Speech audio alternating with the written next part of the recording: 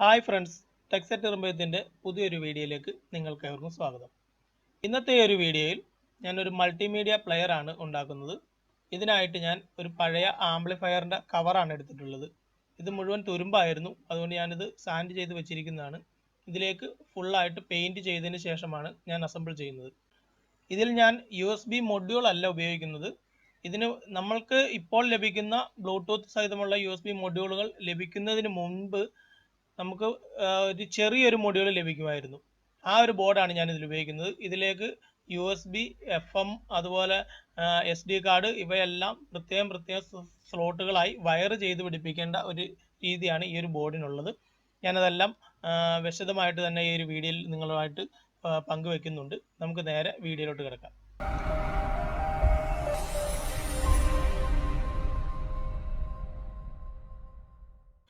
നമ്മളുടെ ഈ ഒരു ആംപ്ലിഫയറിൻ്റെ ഫ്രണ്ട് പാനൽ ഞാൻ ഡിസൈൻ ചെയ്തിരിക്കുന്നതാണ് ഈ കാണുന്നത്. ഇത് ഞാൻ ചെയ്തിട്ടുള്ളത് ഫോട്ടോഷോപ്പിൽ ആണ് എഡിറ്റ് ചെയ്തിരിക്കുന്നത്. അതിനുശേഷം ഈ ഒരു വൈറ്റ് പേപ്പറിലേക്ക് ഞാനിത് പ്രിൻ്റ് എടുത്തിരിക്കുന്നു. ഈ കാണുന്ന ഒരു ഡിസൈൻ ആയിരിക്കും നമ്മളുടെ ആംപ്ലിഫയറിൻ്റെ ഫ്രണ്ട് പാനലിലേക്ക് ഞാൻ കൊടുക്കാൻ ഉദ്ദേശിക്കുന്നത്. ഇതിൽ ഈ നീല കളറിൽ കാണുന്ന എല്ലാ കളങ്ങളും എല്ലാ റൗണ്ടുകളും ആയാലും നമുക്കിത് കട്ട് ചെയ്ത് മാറ്റാം. നമുക്ക് ഇവയൊന്നും ആവശ്യമില്ല. ഈ കാണുന്ന കളങ്ങളിലൊക്കെ ഓരോ പാർട്സുകളും അതുപോലുള്ള ബട്ടണുകളും പിന്നുകളൊക്കെ വരുന്നതാണ്. അതുകൊണ്ട് ഞാൻ ഈ കാണുന്ന എല്ലാ നീല കളറിലും കട്ട് ചെയ്ത് മാറ്റുകയാണ്. ഇനി നമുക്ക് ഈ ഒരു പാനലിലേക്ക് ഇത് ഒട്ടിച്ചെടുക്കുക. ഇതായിരുന്നു ഇതിൻ്റെ പഴയ പാനൽ. ഇത് പെയിൻറ് ഫുള്ളായിട്ട് പോയതുകൊണ്ടാണ് ഞാനിത് മാറ്റുന്നത്. ഇതിലേക്ക് ഞാൻ ഫെവിക്കോൾ ഉപയോഗിച്ച് ഒട്ടിക്കുകയാണ്. ഫുള്ളായിട്ട് ഫെവിക്കോൾ വെക്കാം, അല്ലെങ്കിൽ ഇത് ഒട്ടാതെ ഇരുന്ന് കഴിഞ്ഞാൽ അത്രയും ഭാഗം നമ്മൾ ഇതിൽ നിന്നും വിട്ടു നിൽക്കുന്നതായിട്ട് തോന്നും. അതുകൊണ്ട് തന്നെ എല്ലായിടത്തും പശ ഒരുപോലെ തേക്കണം. പശ 4 മൂലയിൽ മാത്രം തേച്ചാൽ പോരാ, എല്ലായിടത്തും തേച്ച് ഇതുപോലെ തേച്ച് പിടിപ്പിച്ചതിന് ശേഷം ഫുള്ളായിട്ടും സ്പ്രെഡ് ചെയ്യുക. അതിനുശേഷം ഇതുപോലെ കറക്റ്റായിട്ട് നമ്മൾ ആ ഹോളുകളെല്ലാം നോക്കി കൃത്യമായിട്ട് വെച്ചുകൊണ്ട് ഈ ഒരു പാനൽ അതിലേക്ക് ഒട്ടിച്ചെടുക്കുക. ഇപ്പോഴിത് നന്നായിട്ട് ഈ ഒരു പാനലിലേക്ക് ഒട്ടിച്ചേർന്നിട്ടുണ്ട്. നമുക്കിനി ഈ ഒരു പേപ്പറിൻ്റെ ആവശ്യമില്ലാത്ത ഭാഗങ്ങളൊക്കെ കട്ട് ചെയ്ത് കളയാം. ഇനി ഞാനൊരു കട്ടറാണ്, പേപ്പർ കട്ടർ ഉപയോഗിച്ചുകൊണ്ട് ഇതിൻ്റെ 4 സൈഡും കട്ട് ചെയ്തെടുക്കുകയാണ്. 4 സൈഡും കട്ട് ചെയ്തെടുത്തതിന് ശേഷം ഇത് ഇങ്ങനെ സൈഡിലേക്ക് കറക്റ്റായിട്ട് മടക്കി വെക്കുക. ഇങ്ങനെ മടക്കി വെച്ചുകൊണ്ട് ഇതൊരു പേപ്പർ ആയതുകൊണ്ട് തന്നെ നമുക്കിത് തൊടുമ്പോഴൊക്കെ അഴുക്ക് പറ്റുകയും പെട്ടെന്ന് തന്നെ ഈ ഒരു ഡാമേജ് ആയി പോവുകയും ചെയ്യും. അത് ഒഴിവാക്കുന്നതിന് വേണ്ടി ഞാനൊരു ടേപ്പാണ് ഒട്ടിക്കുന്നത്. ഇതുപോലെ വീതിയുള്ള ഈ ഒരു ടേപ്പ് കറക്റ്റായിട്ട് ഒട്ടിച്ചു കൊടുക്കുക. ഇത് ഒട്ടിക്കുമ്പോൾ ചുളുക്കൽ വീഴാതെ, ടേപ്പിൽ ചുളുക്കൽ വീഴാതെ ഒട്ടിച്ചാൽ മതി. ഇത് കറക്റ്റ് ലാമിനേറ്റ് ചെയ്തതുപോലെ തന്നെ ഇരിക്കുന്നതായിരിക്കും. ഇങ്ങനെ ചെയ്തെടുക്കുന്നത് കൊണ്ട് നമുക്ക് നമ്മുടെ ഈ ഒരു പേപ്പർ കീറി പോവുകയില്ല, നനഞ്ഞാലൊന്നും പോകുന്നില്ല, അഴുക്ക് പിടിക്കുകയോ ഒന്നുമില്ല. നമുക്കത് കൃത്യമായിട്ട് നല്ലൊരു ഫ്രണ്ട് പാനൽ നമുക്ക് ഡിസൈൻ ചെയ്ത് എടുക്കാൻ സാധിക്കുന്നതാണ്. അതിനുശേഷം ഈ ഒരു ഉള്ളിലേക്ക് ഇതെല്ലാം മടക്കി വെച്ചുകൊണ്ട് ഞാനിതെല്ലാം കട്ട് ചെയ്തെടുത്തിരിക്കുകയാണ്. നമ്മുടെ ഈ ടേപ്പ് ഉള്ളിലേക്ക് മടക്കി ഒട്ടിച്ചിരിക്കുകയാണ്. അപ്പം നമ്മുടെ ഈ ഒരു ഫ്രണ്ട് പാനൽ റെഡി ആയിരിക്കുകയാണ്. ഇപ്പോൾ ഒരു നല്ല സ്റ്റൈലായിട്ടുള്ള ഒരു ഡിസൈനിൽ തന്നെ നമുക്കൊരു ഫ്രണ്ട് പാനൽ ഉണ്ടാക്കാൻ കഴിഞ്ഞിട്ടുണ്ട്. ഇനി നമുക്കിതിൻ്റെ ഡിസ്പ്ലേ വരുന്ന ഈ ഒരു ഹോളിൽ ഒരു ഗ്ലാസ് ഒട്ടിച്ചു കൊടുക്കാം. അതിന് ഞാൻ ഉപയോഗിക്കുന്നത് ഒരു ഗ്ലാസ് അല്ല, സത്യത്തിൽ ഇതിൽ ഉപയോഗിക്കുന്നത് ഒരു പ്ലാസ്റ്റിക് ആണ്. അല്പം കട്ടി കൂടിയ ഒരു പ്ലാസ്റ്റിക് കവറാണിത്. ഇത് കൃത്യമായിട്ട് ഒരു ഗ്ലാസ് പോലെ തന്നെ ഇരിക്കുന്നതാണ്. ഇത് ഇതിലേക്ക് ഒട്ടിച്ചു വെക്കാം. നമ്മുടെ ഫ്രണ്ട് പാനൽ റെഡിയായി കഴിഞ്ഞു. ഇനി നമുക്ക് അസംബ്ലിങ് തുടങ്ങാം. ഞാൻ ആദ്യം തന്നെ നിങ്ങളോട് പറഞ്ഞിരുന്നു, ഞാനിതിൽ ഉപയോഗിക്കുന്ന ഒരു മൊഡ്യൂൾ പഴയ മോഡൽ മൊഡ്യൂളാണ്. ഇതിൽ ബ്ലൂടൂത്ത് കണക്ടിവിറ്റി ഇല്ല. ഈ ഒരു മൊഡ്യൂളിൽ ഇൻബിൽട്ട് ആയിട്ട് യാതൊന്നുമില്ല. ഈ ഒരു മൊഡ്യൂളിലേക്ക് നമ്മളെല്ലാം വയർ ചെയ്ത് കണക്ട് ചെയ്യേണ്ടതാണ്. അതായത് USB ആയാലും മൈക്രോ SD ആയാലും FM ഇതിൽ ഇൻബിൽട്ട് ആയിട്ടുണ്ട്. ബാക്കിയെല്ലാം നമ്മൾ വയർ ചെയ്ത് കണക്ട് ചെയ്യണം. ഈ ഒരു കവറിൽ 4 മൈക്രോ സ്വിച്ചുകൾ കൊടുക്കുന്നതിനുള്ള ഹോളുകളുണ്ട്. അതിന് ഞാൻ 4 മൈക്രോ സ്വിച്ചുകൾ എടുത്തിട്ടുമുണ്ട്.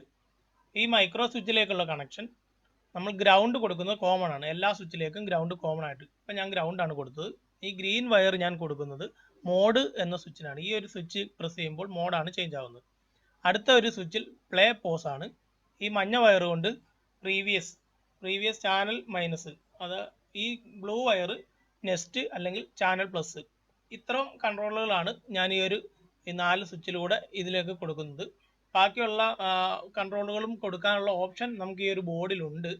പക്ഷേ അതിനുള്ള ഹോളുകൾ നമ്മുടെ ഈ ഒരു കവറിൽ ഇല്ലാത്തതുകൊണ്ടാണ് ഞാൻ ഈ 4 കൺട്രോളുകൾ മാത്രം കൊടുത്തിട്ടുള്ളത്. ബാക്കി നമുക്ക് റിമോട്ടിൽ ബാക്കി എല്ലാ മോഡുകളും ചേഞ്ച് ചെയ്യാവുന്നതുമാണ്. ഞാനൊരു USB ഫീമെയിൽ പോർട്ടാണ് ഈ എടുത്തിട്ടുള്ളത്.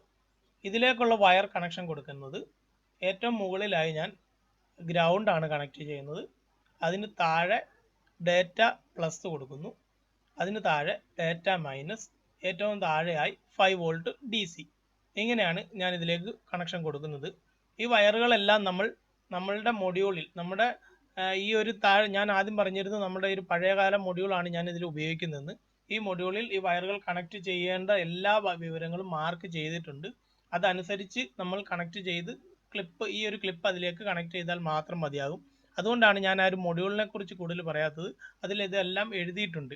ആ എഴുതിയിരിക്കുന്ന അനുസരിച്ചുള്ള വയറുകൾ നമ്മൾ ഇതിലേക്ക് കണക്ട് ചെയ്ത് കൊടുത്താൽ മാത്രം മതിയാവും. നമ്മളുടെ ഈ ഒരു USB പോർട്ടിന്റെ കണക്ഷൻ ഈ കാണുന്ന ഒരു ക്ലിപ്പിലേക്കാണ് കണക്ട് ചെയ്യേണ്ടത്. ഇതിൽ മാർക്ക് ചെയ്തിരിക്കുന്ന അനുസരിച്ചാണ് ഞാൻ ഇതിൽ കണക്ട് ചെയ്തിട്ടുള്ളത്. ഇതൊരു മൈക്രോ SD കാർഡിന്റെ സ്ലോട്ടാണ്. ഈ ഒരു സ്ലോട്ടിലേക്കുള്ള വയർ എങ്ങനെയൊക്കെ കണക്ട് ചെയ്യണമെന്ന് ഈ ഒരു സ്ലോട്ടിൽ തന്നെ മാർക്ക് ചെയ്തിട്ടുണ്ട്. അതനുസരിച്ച് ഞാൻ ഇതിലേക്ക് വയർ കണക്ഷൻ കൊടുത്തിരിക്കുകയാണ്. ഇത് നമ്മളുടെ ഈ ഒരു കവറിന്റെ അടിയിലായിട്ട് ഈ ഒരു താഴെ ഭാഗത്തായിട്ടാണ് ഇത് പിടിപ്പിക്കാൻ പോകുന്നത്. ഇവിടെയാണ് നമ്മുടെ ഫ്രണ്ട് പാനലിൽ ഇതിനുള്ള ഹോൾ ഉള്ളത്. അതിനാൽ ഞാനത് കറക്റ്റ് ആയിട്ട് അവിടെ പിടിപ്പിച്ചു. നിങ്ങൾക്കിവിടെ കാണാം SD കാർഡ് എന്ന് എഴുതിയിരിക്കുന്ന ചെറിയൊരു ഹോളിൽ വന്നിരിക്കുന്ന ഫ്രണ്ട് പാനൽ വന്നിരിക്കുന്നത് കാണാം. ഞാൻ ഈ ഒരു പാനൽ നമ്മളുടെ ഈ കവറിലേക്ക് സ്ക്രൂ ചെയ്ത് മുറുക്കി വെച്ചിരിക്കുകയാണ്. ഇനി ഇതൊരു IR സെൻസറാണ്. ഇതിൻ്റെ മൂന്നാമത്തെ പിന്നിലേക്ക് ഞാൻ പ്ലസ് ആണ് കൊടുക്കുന്നത്. അതായത് 5 വോൾട്ട് പ്ലസ് കൊടുക്കുന്നു. ഇതിൻ്റെ ഒന്നാമത്തെ പിന്നിലേക്കാണ് IR സെൻസറിൽ നിന്നുള്ള ഔട്ട് നമ്മുടെ ബോർഡിലേക്ക് കൊടുത്തിട്ടുള്ളത്. രണ്ടാമത്തെ പിന്ന് ഗ്രൗണ്ട് ആണ്. ഞാനിതിലേക്ക് പ്ലസ് മൈനസും കൊടുത്തിരിക്കുന്നു. അതായത് ഗ്രൗണ്ടും പ്ലസും കൊടുത്തിരിക്കുന്നതിന് പാരലായിട്ട് ഒരു 220 മൈക്രോ ഫാരഡിൻ്റെ ഒരു കപ്പാസിറ്റർ കൂടി കൊടുത്തിട്ടുണ്ട്. ഇത് ഞാനിപ്പോൾ ഈ മഞ്ഞ വയർ ഞാൻ പ്ലസ് 5 വോൾട്ടിലേക്കാണ് കൊടുത്തിരിക്കുന്നത്. ഞാനൊരു 12012 1.5 ആംപിയറിൻ്റെ ഒരു ട്രാൻസ്ഫോർമർ ആണ് എടുത്തിരിക്കുന്നത്. ഇത് ഫിൽട്ടർ ചെയ്യുന്നതിനായി ഒരു 2200 മൈക്രോ ഫാരഡിൻ്റെ ഒരു കപ്പാസിറ്റർ എടുത്തിട്ടുണ്ട്. ഇതിൻ്റെ 12012 0 എന്ന് പറയുന്ന ഭാഗം എന്ന ടാപ്പിംഗ് ഞാൻ കപ്പാസിറ്ററിൻ്റെ മൈനസിലേക്ക് കൊടുത്തിരിക്കുന്നു.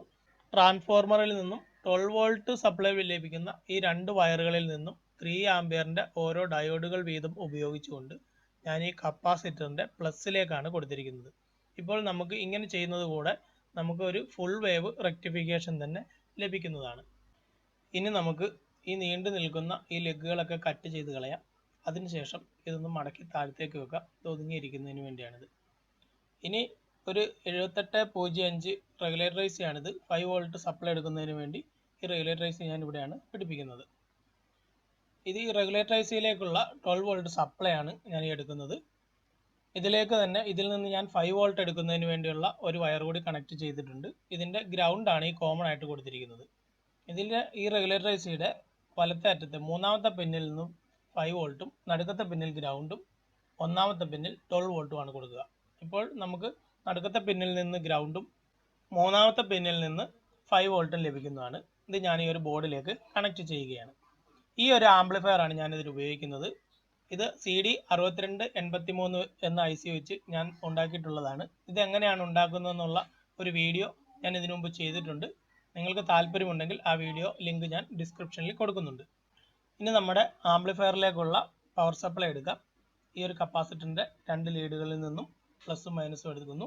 നമ്മളിവിടെ കൊടുക്കുന്നത് നമ്മുടെ ഈ ഒരു CD 6283 പവർ സപ്ലൈ കൊടുക്കുന്നതിനായിട്ട് ഒരു 1000 മൈക്രോ ഫാരഡിൻ്റെ ഒരു കപ്പാസിറ്റർ ഇട്ടിട്ടുണ്ടായിരുന്നു. അതിൻ്റെ രണ്ട് ലീഡ്സുകളിലേക്കുമായിട്ട് ഞാൻ പവർ സപ്ലൈ കൊടുത്തിരിക്കുന്നു. ഇനി സ്പീക്കർ കണക്ടറാണ്. സ്പീക്കർ കണക്ട് ചെയ്യുന്നുള്ള കണക്ടർ ഞാൻ പിടിപ്പിക്കുകയാണ് നമ്മുടെ കവറിലേക്ക്.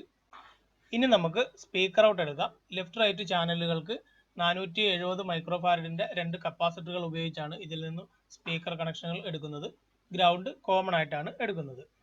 ഇതേ സെയിം കണക്ഷൻ തന്നെ ഗ്രൗണ്ട് കോമൺ ആയിട്ട് ലെഫ്റ്റ് റൈറ്റ് ചാനലുകൾ സെപ്പറേറ്റ് ആയിട്ടും ഞാൻ ഈ കണക്ടറിലേക്ക് കണക്ട് ചെയ്തിരിക്കുകയാണ്. അപ്പോൾ സ്പീക്കറിൻ്റെ കണക്ഷനുകളെല്ലാം കൊടുത്തിരിക്കുകയാണ്. FM-ൻ്റെ ആൻറ്റിന കൊടുക്കാൻ ഞാൻ വിട്ടുപോയിരുന്നു. അതുകൊണ്ട് ഞാൻ ഈ ഒരു ബോർഡ് ഒരിക്കൽ കൂടി ഊരിയെടുത്ത് ഇവിടെ FM ആൻറ്റിനയ്ക്ക് ഒരു വയർ കണക്ട് ചെയ്ത് പിടിപ്പിച്ചിരിക്കുകയാണ്. ഇത് AC കോഡ് വയർ ആണ്.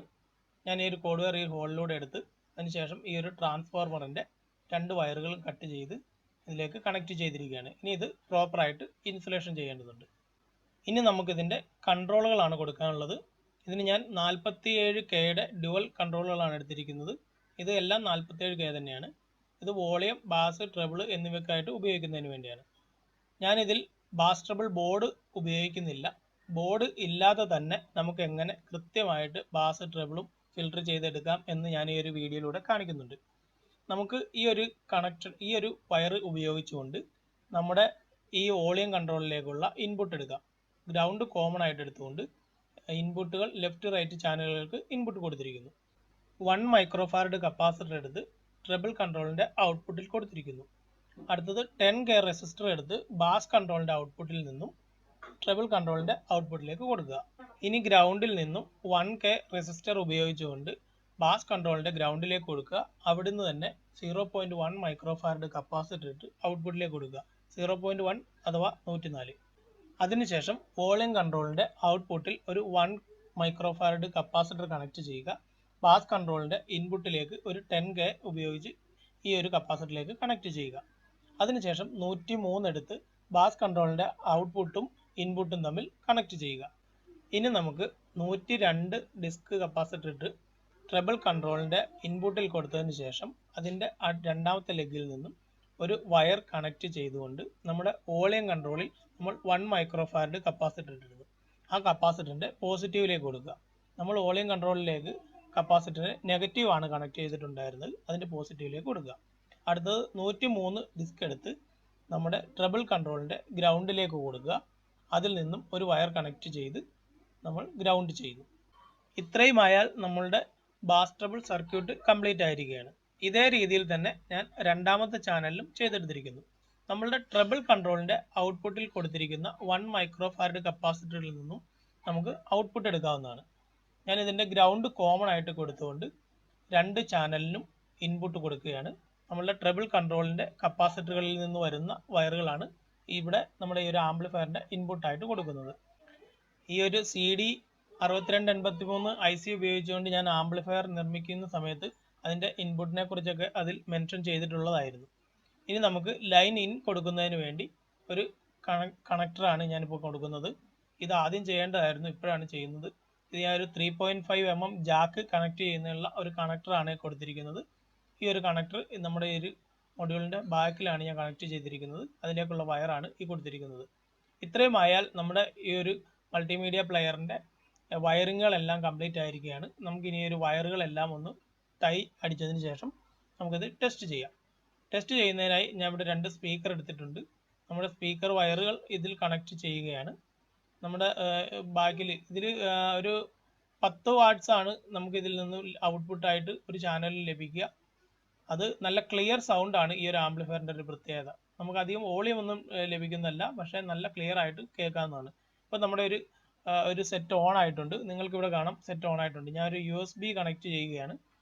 USB കണക്ട് ചെയ്യുമ്പോൾ നിങ്ങൾക്ക് ഇവിടെ കാണാം USB എന്ന് എഴുതിയിട്ടുണ്ട്. ഞാനിപ്പോൾ USB പ്ലേ ചെയ്യുന്നില്ല, കാരണം ഇതിൽ നമുക്ക് യൂട്യൂബിൽ അപ്ലോഡ് ചെയ്യുമ്പോൾ എല്ലാ പാട്ടുകളും നമുക്ക് പ്ലേ ചെയ്യാൻ കഴിയില്ല. അത് കോപ്പിറൈറ്റ് ക്ലെയിം കിട്ടുന്നതാണ്. അതുകൊണ്ട് നമുക്ക് കോപ്പിറൈറ്റ് ക്ലെയിം ഇല്ലാത്ത മ്യൂസിക്കുകളാണ് ഇതിൽ പ്ലേ ചെയ്യാൻ കഴിയുള്ളൂ. അതുകൊണ്ട് ഞാൻ അങ്ങനെ ഒരു മ്യൂസിക് പ്ലേ ചെയ്യുന്നതിനായി നമ്മുടെ ഓക്സിലറി ഇൻപുട്ട് ലൈൻ ഇന്നിലേക്ക് ഒരു 3.5 mm ജാക്ക് കണക്ട് ചെയ്തിരിക്കുന്നു. ഈ ഒരു ഫോണിലേക്ക് ഞാൻ കണക്ട് ചെയ്യുകയാണ്. ഫോണിൽ നിന്നും നമുക്ക് ആവശ്യത്തിനുള്ള കോപ്പിറൈറ്റ് ക്ലെയിം ഇല്ലാത്ത മ്യൂസിക്കുകൾ പ്ലേ ചെയ്യുന്നതിന് വേണ്ടിയാണിത്. ഇനി ഈ ഒരു നമ്മുടെ ഫോണിലേക്ക് കണക്ട് ചെയ്തതിന് ശേഷം ഞാൻ വോളിയം വെക്കുകയാണ്.